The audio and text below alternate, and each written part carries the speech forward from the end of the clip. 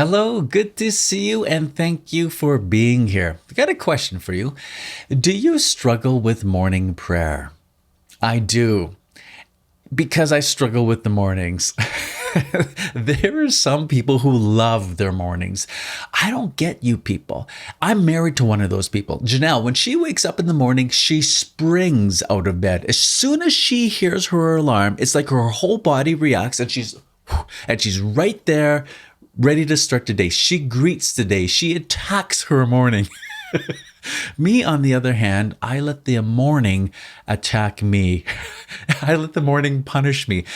Because when I wake up, I'm really tired, partly because of our family dynamics. I look after the kids during the night usually because I hear them before Janelle. So I get up and attend to them. So last night I was up 3 times between 1 and 5 in the morning. And so when I wake up, I'm tired and I go to my prayer time. It's a real struggle. I much rather pray in the evening or in the afternoon. The morning's real hard for me.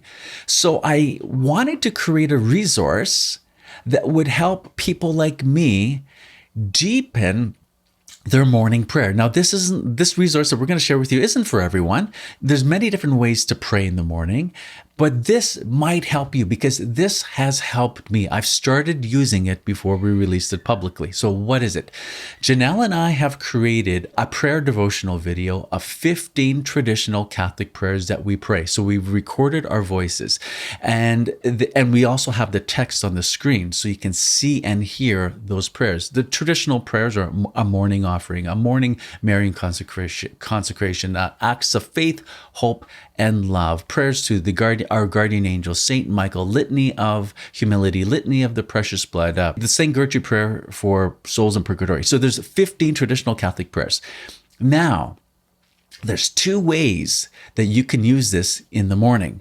Number 1, you can use it as a vocal prayer. And what is vocal prayer? Well, those are just the memorized prayers that we say that we recorded. And so when you listen to the prayers that Janelle and I recite, you can just make that prayer and those prayers your own. So that's one way to use them. But here's the other way that I've been using this video. Number 2, for mental prayer. Now, if you don't know what mental prayer is, we've talked extensively about this already on this channel. I'll link right up there. But this is a quick summary of how I use this video. So I'm listening to myself and Janelle pray these prayers, and all of a sudden, a line stands out to me. For example, this line stood out to me this morning. Attract my heart, Holy Spirit, that I may love only what is holy. So this line comes from the prayer to the Holy Spirit, which is one of the 15 prayers that we have recorded in this video, and it stood out to me. As soon as it stood out to me, I pressed pause on the video and I sat with that. And I said, Holy Spirit, attract my heart to all that is holy. St. Alphonsus calls this, when something stands out to you, a holy sentiment. And in his method of mental prayer, he says, as soon as something stands out to you, causes a holy sentiment or a stirring within your heart, stop. Let your heart and mind continue upon that topic or that thought and let it develop. For how long do you sit with it?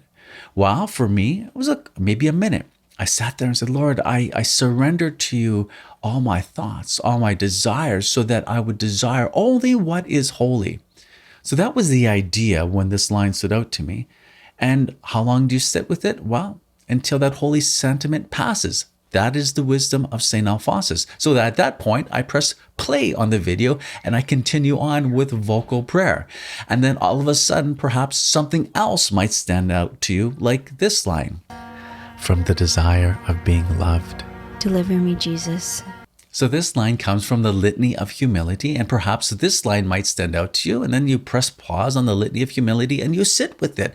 And you let that prayer continue in that area. Maybe this prayer develops and you just say, Lord, I just want to love other people for their sake and for your sake. I don't want to have mixed motivations when I love other people. I don't want to always be thinking about what I'm going to get out of this relationship by loving other people. Deliver me from the desire of being loved. And after you sit with that point, perhaps that holy sentiment passes, and then you press play again. And you continue to listen to these vocal prayers that we've recorded.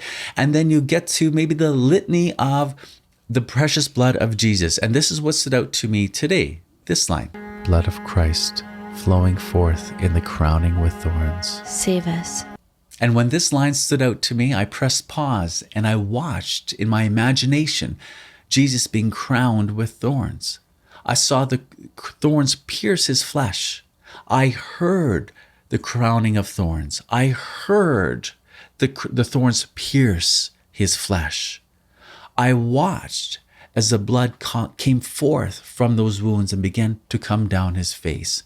So I entered into that moment engaging all my senses because I had a holy sentiment that rose up in my heart as I listened to the litany of the precious blood.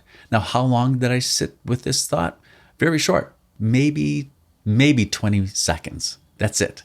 And it passed. And then when it passed, I pressed play and continued to pray the litany of the precious blood. So hopefully this gives you an idea of how to pray mental prayer, but also how to use vocal prayer as a springing board into mental prayer.